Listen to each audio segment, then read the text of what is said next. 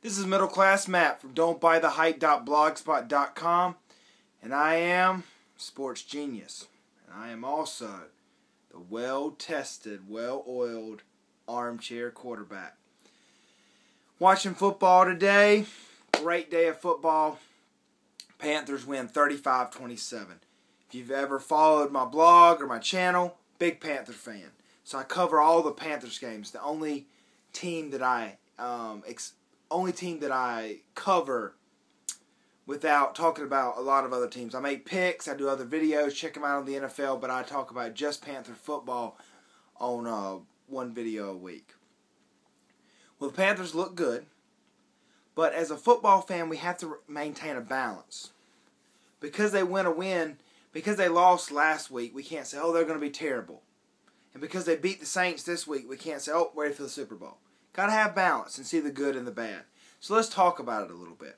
The Panthers were the third best rushing team in the NFL. Now, they didn't run well against Tampa Bay's revamped defense last week, but I think they should have no problem leading the NFL in rushing. I mean, they might be second or third again, but for the most part, they seem to be the best rushing team. The thing that really sticks out to me, and Cam gets all the attention, but what really sticks out to me is the offensive line. It's got to be one of the best, if not the best, in the NFL. Cam sits back there all day. When he gets sacked, I counted today, he got finally sacked 8 seconds. 8 seconds! You're supposed to release the ball 1,000, 2,000, 3,000. Release the ball. Cam sits back there all day. No wonder he looks good. And he had a pretty good game. He had a pretty solid game. I believe he was 14 of 20, had 253 yards. I think that's right.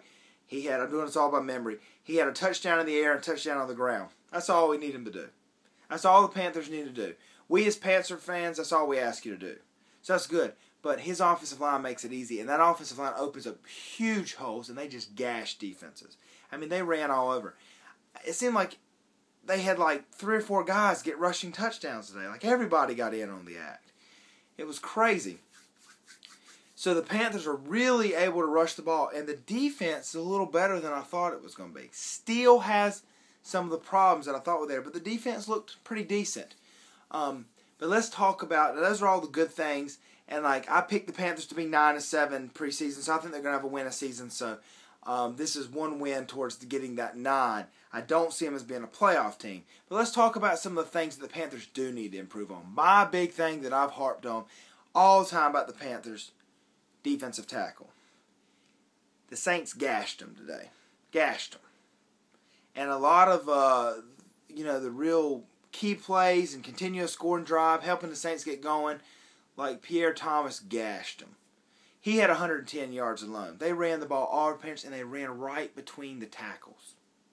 Now, one thing the Panthers did do good to diffuse a little bit of that, but mostly to put pressure on Breeze, was they had a nice pass rush. A very impressive pass rush, and I did not see that coming before the season started. I knew they had good linebackers, and I knew that was the strength, and I knew their defensive ends were pretty good, but they're trying to make up for not having the really stout defensive tackles and not having the great corners and safeties they need. Now, Gamble's good, and I'm not saying they don't have, but overall, their 4 defensive backs are not great overall, top to bottom. And then they don't have a really great defensive tackle, a run stopper. And so they're trying to make up with it by putting pressure off the edges and sending linebacker blitzes. This game, it worked. Now, that can be risky because a team can not only gash you up the middle like I was talking about with running, but also they can do little 5-yard, dink-dump passes, and they can tear you up. Screen passes. Things like the Sproles, like they did today. And so that's a real problem because you're leaving the linebackers out there to have to make all the tackles. And if you send them on blitzes, big trouble. But that was a real added bonus, something that I did not expect. They put a lot of pressure on the quarterback, and that was impressive. But another thing that I saw the Panthers really is going to hurt them in the long run. They let Cam Newton get hit too much. Period. He's out there. He's supposed to be the face of the franchise.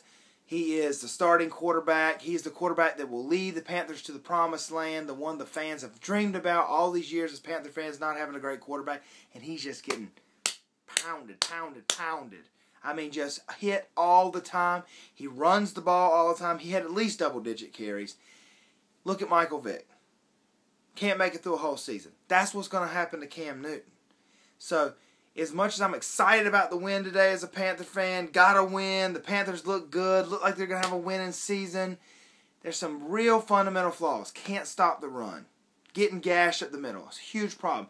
And the star quarterback, Cam Newton, Cam the man, face of the franchise, getting busted and hit and slammed all game. Just like he did against Tampa Bay. I don't know if he can make it through a whole season with the way they're doing it. But maybe he's big, maybe he's strong, maybe he's durable enough to, to take it. But that wear and tear, that's tough. So, as a Panther fan, it worries me. Check out all my NFL videos. This is Middle Class Matt. I'll check you next time.